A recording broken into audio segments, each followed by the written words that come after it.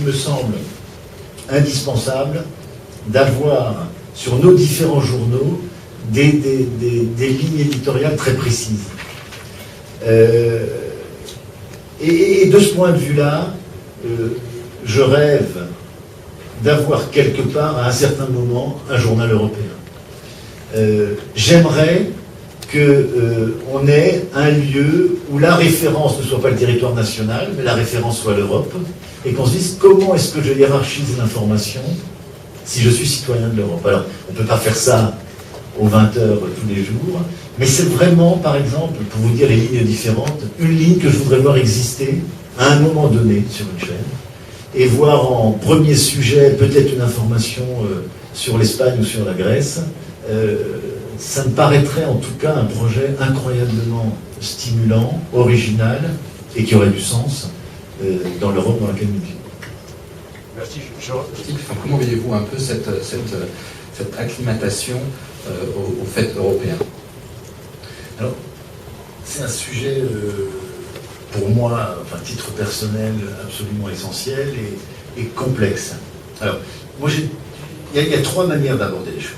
La première, alors je ne sais pas où on en est, mais c'est une chose que je veux vraiment regarder de près, c'est de développer fortement, et à l'époque je m'y étais appliqué, les collaborations entre les régions frontalières et les régions européennes de l'autre côté. De créer des programmes communs, de créer des échanges. On avait même créé à un moment donné des échanges d'images. Je me souviens, entre France 3, Sud-Ouest, enfin Toulouse, et le service public espagnol de l'autre côté. On l'a fait de même entre l'Alsace et le Bade-Wurtemberg. Donc, si vous voulez, dire à un moment donné à nos concitoyens, les services publics des deux côtés de la frontière travaillent ensemble, et donc ce fait européen construit ensemble concrètement sur le terrain me semble tout à fait important. De même, je pense que l'Europe, c'est aussi un certain nombre de programmes que nous devons pouvoir coproduire avec les télévisions publiques européennes sur des thèmes liés à l'Europe. On avait fait une fiction formidable peu de temps avant que je ne quitte l'entreprise sur la fondation de la communauté du charbon et de l'acier, qu'on avait coproduit avec les Allemands, qui avait été diffusée en Allemagne et en France, qui était donc à travers la fiction, mais on peut le faire à travers des documentaires, des choses sur la construction de l'Europe, sur ce que nous avons en commun, ça me semble extrêmement important. Et puis il y a tout ce qui est lié au magazine d'information et à l'information.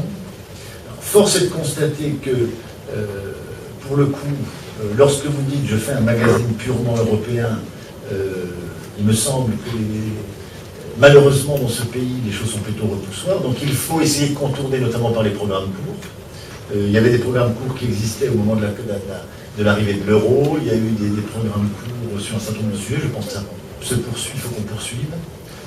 Des pastilles, des éléments, lorsque vous avez une audience forte qui mettent un peu d'Europe.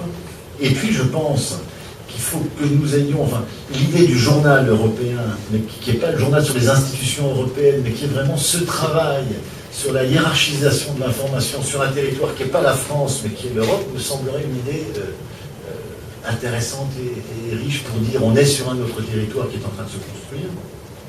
Et puis il faut probablement avoir un rendez-vous régulier qui soit un magazine d'ordre politique où les questions européennes sont traitées et où on peut, alors c'est compliqué parce qu'il y a des problèmes de langue, mais aussi faire intervenir un certain nombre d'Européens, comme le faisait d'ailleurs le magazine France-Europe Express à l'époque. Il y avait des invités européens qui parlaient français.